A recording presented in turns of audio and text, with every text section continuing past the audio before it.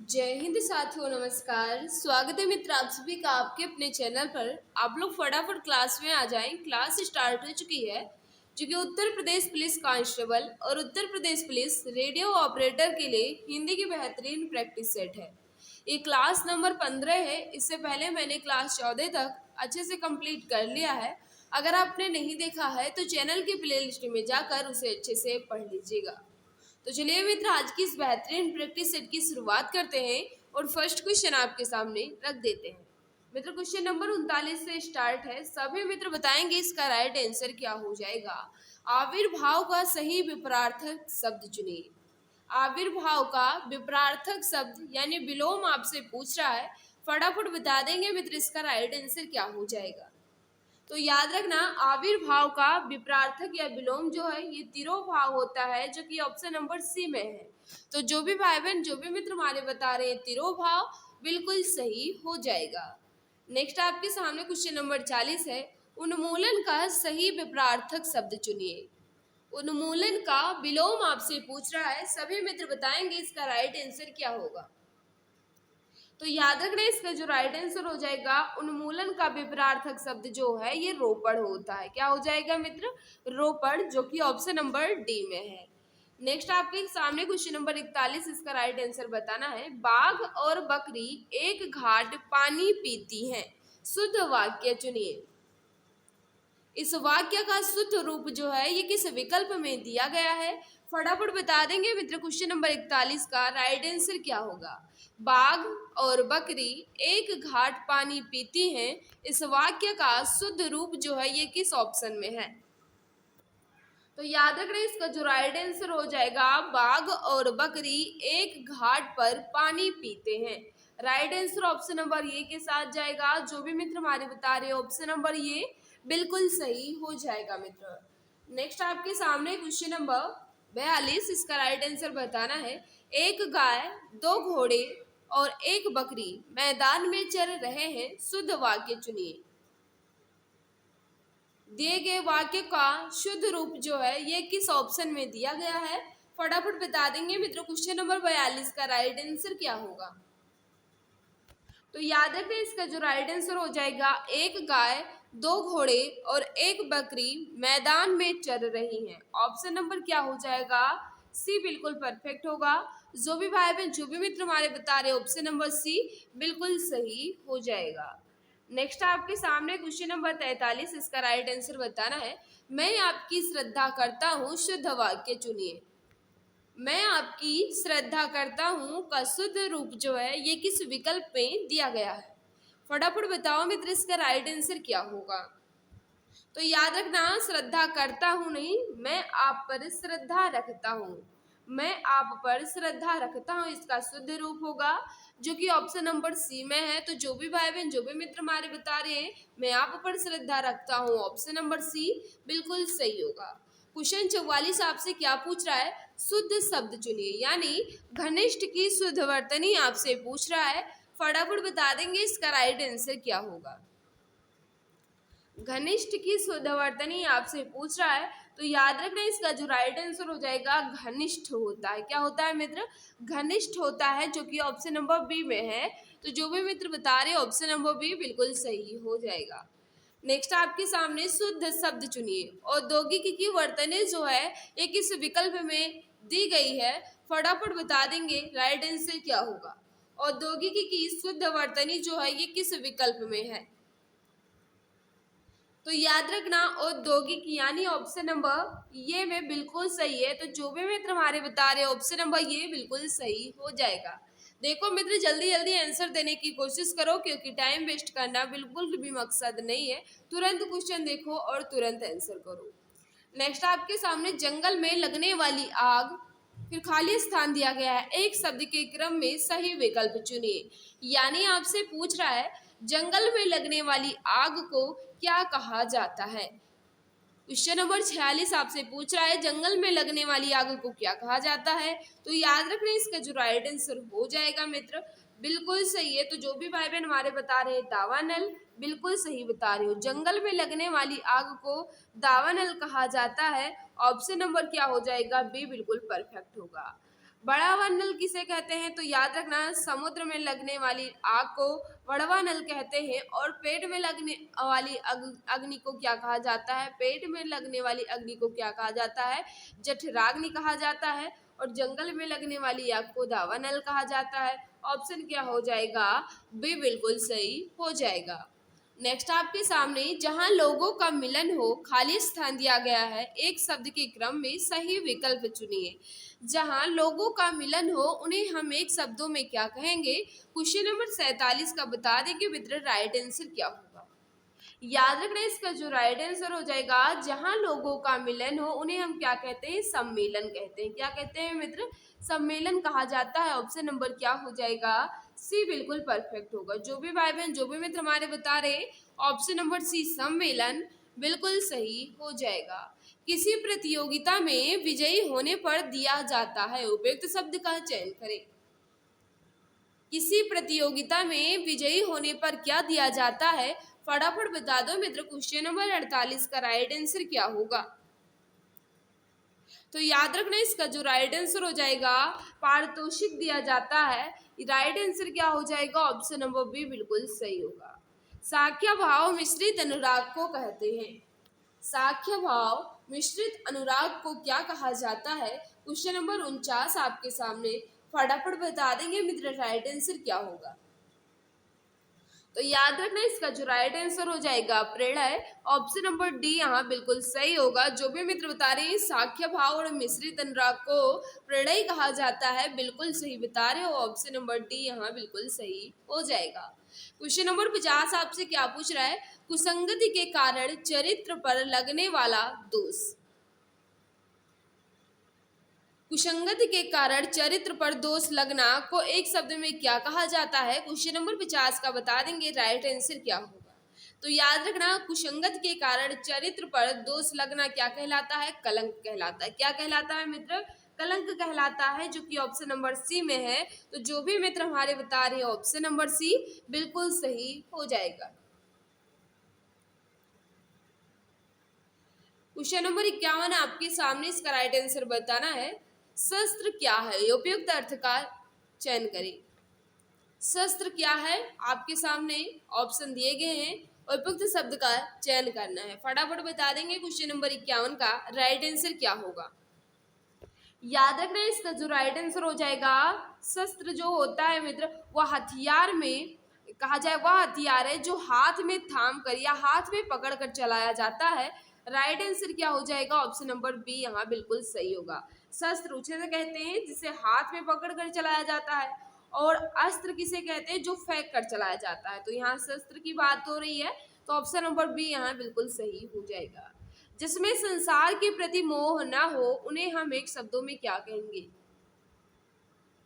जिसमें संसार के प्रति मोह न हो उन्हें हम क्या कहते हैं? तो याद रखना मित्र, इसका जो सही आंसर हो जाएगा वीतरागी। ऑप्शन नंबर क्या होगा? ये यहाँ बिल्कुल परफेक्ट हो जाएगा। जो भी भाई बहन, जो भी मित्र हमारे बता रहे हैं ऑप्शन नंबर ये बिल्कुल सही हो जाएगा। मित्र आगे बढ़ने से पहले हम आपको बताना चाहेंगे कि आपके लिए 5000 प्लस जीके जीएस क्वेश्चंस की ई बुक जो है लॉन्च हो चुकी है। Special Uttar Pradesh police constable और रेडियो ऑपरेटर के लिए ये ई बुक तैयार की गई है। काफ़ी ज़्यादा इम्पोर्टेंट ई बुक है। अब मात्र 39 रुपये में आप इसे परचेज कर सकते हैं। अधिक जानकारी के लिए दिए गए व्हाट्सएप नंबर पर मैसेज कर जानकारी प्राप्त कर सकते हो। नेक्स्ट आपके सामने है, जो कभी बूढ़ा ना हो उपयुक्त शब्द का चयन करें। जो कभी बूढ़ा ना हो उन्हें हम एक शब्दों में क्या कहेंगे? तो याद रखना, इसका जो राइट आंसर हो जाएगा अजर। जो कभी बूढ़ा ना हो उन्हें हम क्या कहते हैं? अजर कहते हैं। ऑप्शन नंबर बी बिल्कुल सही हो जाएगा। जो कानून के विरुद्ध हो उपयुक्त शब्द का चयन करें। जो कानून के विरुद्ध हो उन्हें हम एक शब्दों में क्या कहेंगे? फटाफट बता देंगे, राइट आंसर क्या होगा। ऑप्शन यहाँ लिखा गया है, जो कानून के विरुद्ध हो उन्हें हम एक शब्दों में क्या कहेंगे? तो याद रखना, इसका जो राइट आंसर हो जाएगा, जो भी मित्र हमारे बता रहे, अवैध। जो कानून के विरुद्ध हो उन्हें हम अवैध कहा जाता है। ऑप्शन नंबर डी यहाँ बिल्कुल सही हो जाएगा। खेत का सही तत्सम शब्द चुनिए। खेत का सही तत्सम शब्द क्या हो जाएगा?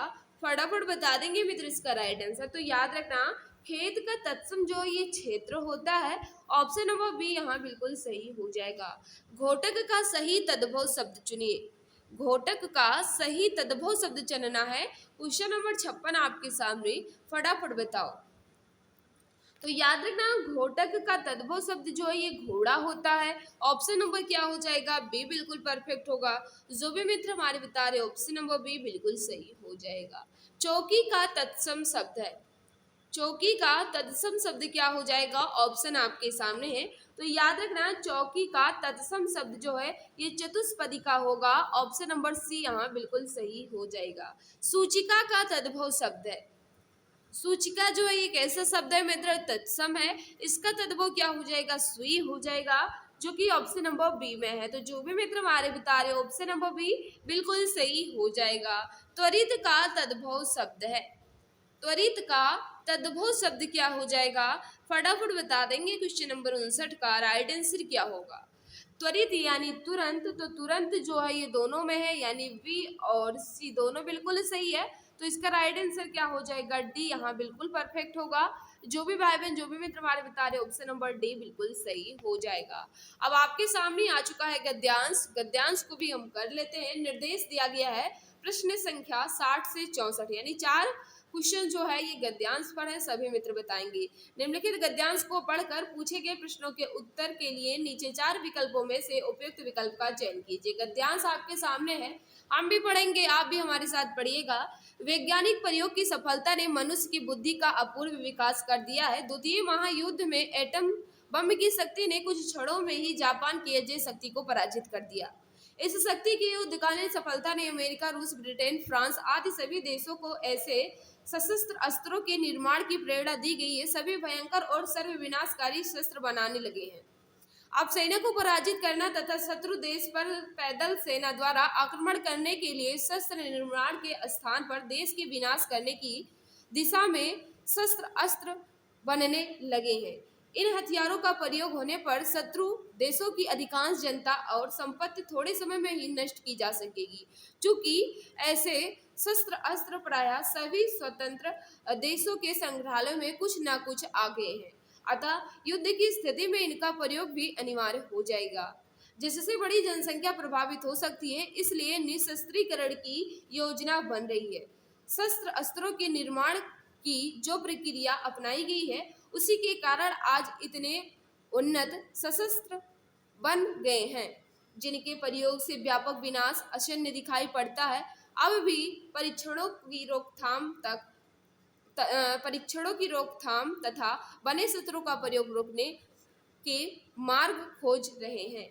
इन प्रयासों के मूल भयंकर आतंक और विनाश, विश्व विनाश का भय कार्य कर रहा है। अब इस गद्यांश से रिलेटेड आपको बताना है, क्वेश्चन आपके सामने है। इस गद्यांश का मूल कथ्य क्या है? इस गद्यांश का मूल कथन क्या है, यह आपसे पूछ रहा है। 60 का बताएंगे तो सभी मित्र को पढ़कर ही गद्यांश पता चल गया होगा। निशस्त्रीकरण और विश्व शांति। क्या मित्र? निशस्त्रीकरण और विश्व शांति इस गद्यांश का मूल कथ्य है। राइट आंसर क्या हो जाएगा? ऑप्शन नंबर डी यहाँ बिल्कुल परफेक्ट होगा। नेक्स्ट आपके सामने है, भयंकर विनाशकारी आधुनिक सशस्त्र अस्त्रों को बनाने की प्रेरणा किसने दी? ऑप्शन आपके सामने, इसका राइट आंसर बताना है। तो याद रखना किसने दी थी। तो जो भी मित्र हमारे बता रहे किसने दी, जापान पर गिराए गए परमाणु बम ने। बिल्कुल सही बता रहे हो, ऑप्शन नंबर सी यहाँ बिल्कुल सही हो जाएगा। एटम बम की अपार शक्ति का प्रथम अनुभव कैसे हुआ? तो याद रखना, इसका जो राइट आंसर हो जाएगा, सभी मित्र को पता है, जापान में हुई भयंकर विनाश लीला के कारण एटम बम की अपार शक्ति का अनुभव हुआ। ऑप्शन क्या हो जाएगा? ये यहाँ बिल्कुल परफेक्ट हो जाएगा। नेक्स्ट आपके सामने, बड़े बड़े देश आधुनिक विनाशकारी शस्त्र क्यों बना रहे हैं? तो याद रखना, इसका जो राइट आंसर हो जाएगा, पारस्परिक भय के कारण। Right answer option number D यहाँ बिल्कुल परफेक्ट होगा। जो भी मित्र हमारे बता रहे, ऑप्शन नंबर डी बिल्कुल सही हो जाएगा। आधुनिक युग भयंकर व विनाशकारी होते हैं क्योंकि आधुनिक युग भयंकर में विनाशकारी होते हैं क्योंकि ऑप्शन आपके सामने लिखा गया है। तो याद रखना अधिकांश जनता और उनकी संपत्ति नष्ट हो जाती है। राइट आंसर क्या हो जाएगा? ऑप्शन नंबर बी यहाँ बिल्कुल सही होगा। नेक्स्ट आपके सामने क्वेश्चन नंबर 65 है मित्र, इसका राइट आंसर बताना है। हिंदी भाषा किस लिपि में लिखी जाती है? सभी मित्रों को पता होना चाहिए कि हिंदी भाषा जो है ये किस लिपि में लिखी जाती है, तो देवनागरी लिपि में लिखी जाती है, जो कि ऑप्शन नंबर सी में है। तो जो भी भाई बहन जो भी मित्र मैंने बता रहे ऑप्शन नंबर सी बिल्कुल सही हो जाएगा। नेक्स्ट आपके सामने निम्नलिखित में कौन स्वर नहीं है?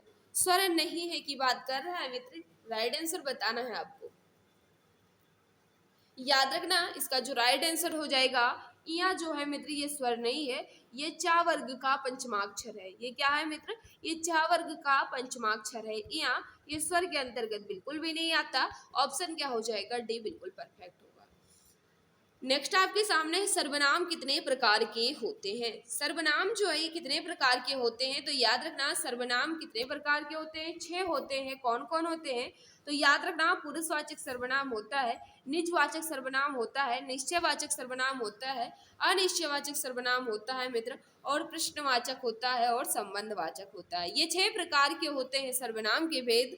राइट आंसर हो जाएगा ऑप्शन नंबर बी। नेक्स्ट आपके सामने निम्नलिखित में से कौन सा शब्द क्रिया विशेषण है? क्रिया विशेषण कौन सा है? तो याद रखना इसका जो राइट आंसर हो जाएगा तेज। तेज जो है मित्र ये क्रिया विशेषण है। राइट आंसर ऑप्शन नंबर ये यहाँ बिल्कुल परफेक्ट हो जाएगा। बाकी बुद्धिमान, मीठा और पहला जो ये विशेषण के अंतर्गत आएंगे, लेकिन तेज जो है ये क्रिया विशेषण हो जाएगा। सदा एक वचन में प्रयुक्त होने वाला शब्द, सदा एक वचन में प्रयुक्त होने वाला शब्द बताना है। Question number 69। तो याद रखना सहायता जो है सदैव एक वचन में ही प्रयोग किया जाता है। ऑप्शन क्या हो जाएगा? सी बिल्कुल परफेक्ट होगा। नेक्स्ट आपके सामने है भूर्धव का संधि विच्छेद है। भूर्धव का संधि विच्छेद आपसे पूछ रहा है। 70 का जो राइट आंसर हो जाएगा भू प्लस ऊर्धव। राइट आंसर हो जाएगा ऑप्शन नंबर बी। कौन सी संधि हो जाएगी? तो याद रखना दीर्घ संधि होगी। ऑप्शन नंबर बी यहाँ बिल्कुल सही हो जाएगा। हथियाना में कौन सी क्रिया है? हथियाना में कौन सी क्रिया हो जाएगी? क्वेश्चन नंबर 71 का बता देंगे राइट आंसर क्या होगा। तो याद रखना वह क्रिया क्या मतलब बात करें हथियाना में कौन सी क्रिया है? तो इसका राइट आंसर हो जाएगा ऑप्शन नंबर डी, यानी नाम धातु क्रिया। याद रखना नाम धातु क्रिया किसे कहते हैं? तो वह क्रिया जिसमें कहा जाए संज्ञा, सर्वनाम और विशेषण में प्रत्यय जोड़कर बनती है उन्हें नाम धातु क्रिया कहा जाता है। तो यहाँ हथियाना जो ये नाम धातु क्रिया हो जाएगी। ऑप्शन नंबर डी यहाँ बिल्कुल परफेक्ट हो जाएगा। उच्चारण का सही संधि विच्छेद है। उच्चारण का संधि विच्छेद आपसे पूछ रहा है, फटाफट बता देंगे मित्र। क्वेश्चन नंबर 72 का राइट आंसर क्या होगा? याद रखना इसका जो राइट आंसर हो जाएगा उत्प्लश्चारण जो है उच्चारण का सही संधि विच्छेद हो जाएगा। कौन सी संधि होगी? तो याद रखना इसमें व्यंजन संधि हो जाएगी। कौन सी संधि होगी मित्र? व्यंजन संधि होगी। इसका संधि विच्छेद जो है उत्प्लश्चारण हो जाएगा। नेक्स्ट आपके सामने इसका राइट आंसर बताना है। वा का उच्चारण स्थान है। वा का उच्चारण स्थान बताना है। क्वेश्चन नंबर 73 का बता देंगे राइट आंसर क्या होगा। तो याद रखना व का उच्चारण स्थान जो ये दंतोष्ठ होता है। ऑप्शन नंबर सी यहाँ बिल्कुल परफेक्ट हो जाएगा। जो भी मित्र बता रहे हैं कि व का उच्चारण स्थान दंतोष्ठ है, बिल्कुल सही है। राम ने खाना खाया में खाया होगा में कौन सी क्रिया है? राम ने खाना खाया में खाना खाया होगा में कौन सी क्रिया है? क्वेश्चन नंबर 74 का जो राइट आंसर हो जाएगा संदिग्ध भूतकाल है। Right answer option number B बिल्कुल सही हो जाएगा।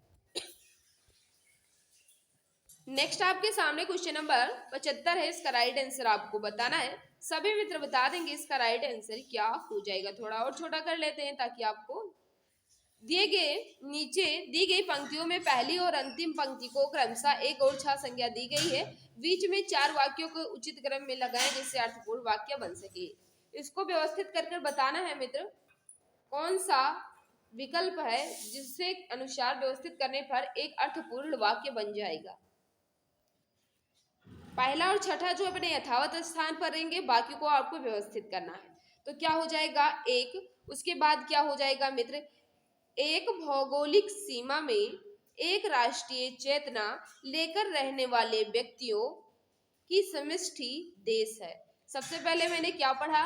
या पढ़ा, तो या तो दोनों में है। फिर उसके बाद मैंने क्या पढ़ा है, याद रखना, सबसे पहले या नहीं पढ़ा, उसके पहले सबसे पहले मैंने क्या पढ़ा, एक भौगोलिक सीमा में, एक भौगोलिक सीमा में वा पढ़ा है। तो वा तो दोनों में है, फिर से पढ़ते हैं। एक भौगोलिक सीमा में एक राष्ट्रीय चेतना, या हो जाएगा वा और या ऑप्शन नंबर सी में है। Right answer option number C यहाँ बिल्कुल सही होगा। जो भी भाई बहन, जो भी मित्र हमारे बता रहे हैं, ऑप्शन नंबर सी बिल्कुल सही हो जाएगा। तो मित्र यहाँ मैंने पूरे क्वेश्चन को अच्छे ढंग से कंप्लीट कर लिया है। आज की इस क्लास में आपका स्कोर कितना रहा कमेंट बॉक्स में जरूर बताना मित्र। इस क्लास में कहीं भी कोई डाउट है तो आप बेझिझक कमेंट कर पूछ सकते हैं, मैं जवाब देने की पूरी कोशिश करूंगी। क्लास किसी भी लगी हो अपना फीडबैक कमेंट में जरूर दिया करो मित्र, क्योंकि आपके फीडबैक का मुझे इंतजार रहता है। जिस भाई बहन ने अभी तक क्लास को लाइक नहीं किया है वे क्लास को लाइक कर देंगे। जो भी मित्र हमारे साथ नए हैं वे चैनल को सब्सक्राइब कर बेल आइकन को प्रेस कर लेंगे, ताकि क्लास की नोटिफिकेशन टाइम टू टाइम मिलती रहे। इसकी पीडीएफ कहाँ मिलेगी मित्र, अभी इसकी पीडीएफ हम नहीं देंगे, जैसे ही पूरा सेट कंप्लीट हो जाता है हम आपको पूरा दे देंगे। जैसे आप मैथ, रीजनिंग और जीके पूरा हल कर लीजिएगा, पूरी बुक जो है हम आपके पास सेंड कर देंगे। आप चिंता मत करिए कि पीडीएफ नहीं मिलेगा, पीडीएफ मिलेगी इसकी। तो मित्र आज की इस क्लास में बस इतना ही। सभी को बाय बाय, सभी को नमस्कार, जय हिंद, जय भारत, वंदे मातरम।